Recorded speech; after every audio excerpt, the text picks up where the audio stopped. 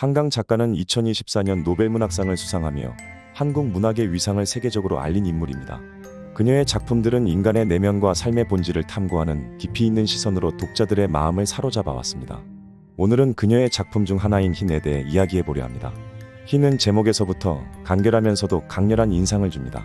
이 작품은 작가의 개인적이고도 보편적인 기억과 상상이 흰색이라는 주제를 통해 풀어져 나갑니다.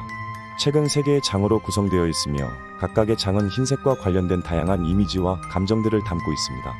첫 번째 장, 나에서는 화자의 시선을 따라 흰색이 개인의 삶에 미친 영향을 탐구합니다.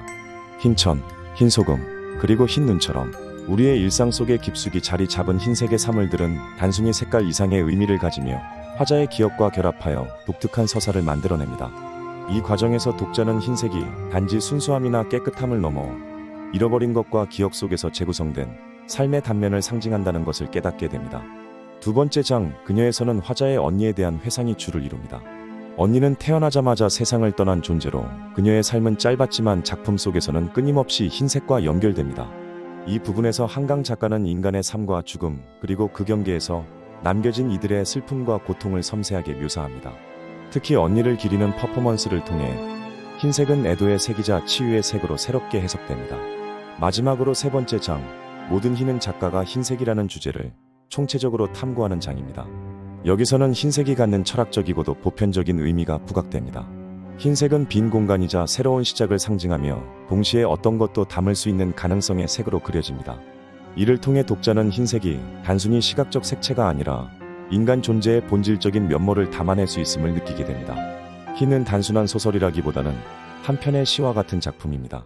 문장 하나하나가 함축적이며 독자들에게 각자의 삶을 돌아볼 수 있는 기회를 제공합니다. 특히 흰색을 통해 표현된 삶과 죽음, 기억과 망각, 그리고 존재와 부재의 이야기는 독자의 감정과 상상력을 자극합니다. 또한 이 작품은 작가 자신의 경험과 정서를 기반으로 하고 있어 한강 작가 특유의 깊이 있는 감성과 통찰력을 느낄 수 있습니다. 한강 작가의 흰은 읽는 이로 하여금 자신의 삶과 주변을 다시 한번 바라보게 만드는 힘이 있는 책입니다. 흰색이라는 단순한 주제를 통해 인생의 복잡하고도 미묘한 순간들을 포착해낸 이 작품은 단순히 문학을 넘어서 독자 개인의 내면에 깊은 울림을 남깁니다. 여러분도 이 책을 통해 흰색 속에 담긴 다양한 의미를 발견하며 자신의 삶을 돌아보는 시간을 가져보는 건 어떨까요? 하얀 눈이 온통 세상을 희게 물들인 느낌이 가득한 이 계절, 겨울의 한강 작가의 흰과 함께 추운 겨울에 역설적으로 따뜻한 마음 가득한 느낌으로 함께 하시길 바랍니다. 고맙습니다.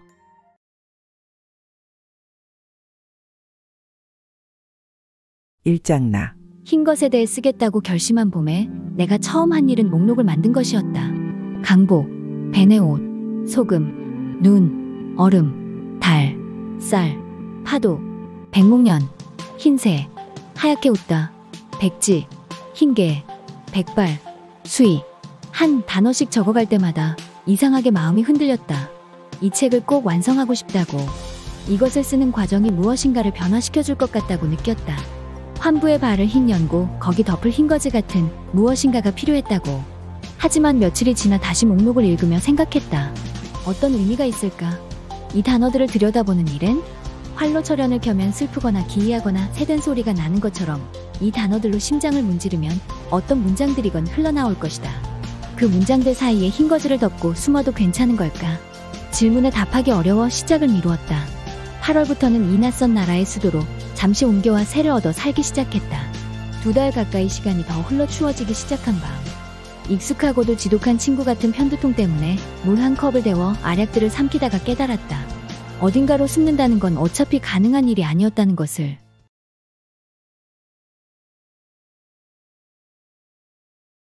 이장 그녀. 성애. 공기가 완전히 차단되지 않는 유리창에 성애가 낀다. 한겨울. 하얗게 얼어붙은 그 무늬는 강이나 개울의 살얼음을 닮았다. 소설가 박태원은 첫 딸이 태어났을 때 그 창문을 보고 아기의 이름을 지었다고 했다. 서령. 눈의 꽃. 그녀는 너무 추워서 바다가 얼어있는 풍경을 본 적이 있다. 수심이 낮고 유난히 잔잔한 바다였는데 해변에서부터 파도들이 눈부시게 얼어있었다. 켜켜이. 하얀 꽃들이 피다가 멈춘 것 같은 광경을 보며 걷자니 모래밭에 흩어진 얼어붙은 흰 비늘에 물고기들이 보였다. 그 지방의 사람들은 그런 날을 바다의 성애가 끼었다고 한다고 했다.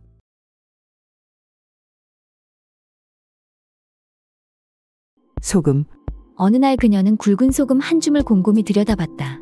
희끗한 그늘이 진 굴곡진 입자들이 서늘하게 아름다웠다.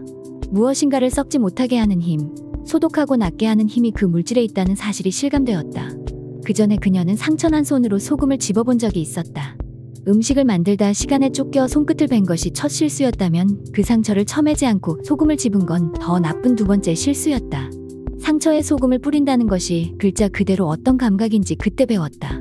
소금으로 언덕을 만든 뒤 관람객들에게 거기 맨발을 얹도록 하는 설치 작품의 사진을 그녀는 얼마 뒤 보았다. 준비된 의자에 걸터앉아 신발과 양말을 벗은 뒤 소금 언덕에 두 발을 얹고서 원하는 만큼 앉아있도록 한 공간이었다. 사진 속 전시실은 어두웠고 빛이 떨어지는 곳은 사람의 키보다 조금 높은 소금 언덕의 꼭대기뿐이었다. 그늘이 저 얼굴이 잘 보이지 않는 관람객의 의자에 앉아 그 언덕의 비탈에 두 맨발을 올려놓고 있었다. 얼마나 오래 그렇게 있었는지 흰 소금 산과 여자의 몸이 자연스럽게 하나로 연결되어 있는 것처럼 보였다. 그러려면 상처가 없는 발이어야겠지. 사진을 들여다보다 그녀는 생각했다. 곱게 아문 두 발이라야 저기 앉을 수 있다. 그 소금산에 아무리 희게 빛나도 그늘이 서늘한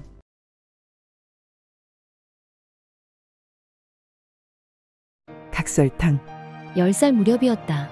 막내 고모를 따라서 처음으로 커피숍에 갔을 때 그녀는 각설탕을 처음 보았다. 흰 종이에 쌓인 정육면체의 형상은 완벽할 만큼 반듯해 마치 그녀에게 과분한 무엇처럼 느껴졌다. 그녀는 조심스럽게 종이를 벗겨내고 하얀 각설탕의 표면을 쓸어봤다. 귀퉁이를 살짝 부스러뜨려보고 혀를 대보고 아찔하게 달콤한 표면을 조금 갉아먹고 마침내 물잔 속에 넣어 놓는 과정을 지켜보는 탐험을 했다. 이제 그녀는 더 이상 단 것을 특별히 좋아하지 않지만 이따금 각설탕이 쌓여있는 접시를 보면 귀한 무엇인가를 마주친 것 같은 기분이 된다. 어떤 기억들은 시간으로 인해 훼손되지 않는다. 고통도 마찬가지다. 그게 모든 걸 물들이고 망가뜨린다는 말은 사실이 아니다.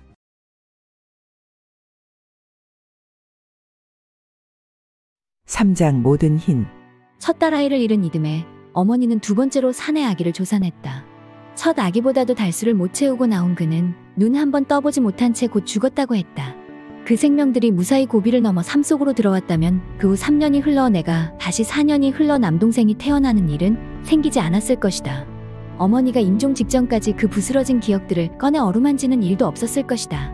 그러나 만일 당신이 아직 살아있다면 지금 나는 이 삶을 살고 있지 않아야 한다. 지금 내가 살아있다면 당신이 존재하지 않아야 한다. 어둠과 빛 사이에서만 그 파르스름한 틈에서만 우리는 가까스로 얼굴을 마주본다.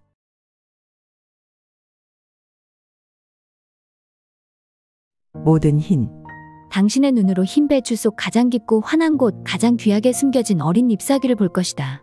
낮에 뜬 반달의 서늘함을 볼 것이다. 언젠가 빙하를 볼 것이다. 각진 굴곡마다 푸르스름한 그늘이 진 거대한 얼음을 생명이었던 적이 없어 더 신성한 생명처럼 느껴지는 그것을 올려다볼 것이다. 자작나무 숲의 침묵 속에서 당신을 볼 것이다. 겨울 해가 드는 창의 정적 속에서 볼 것이다. 비스듬히 천장에 비춰진 광선을 따라 흔들리는 빛나는 먼지 분말들 속에서 볼 것이다. 그 흰, 모든 흰 것들 속에서 당신이 마지막으로 내쉰 숨을 들이마실 것이다.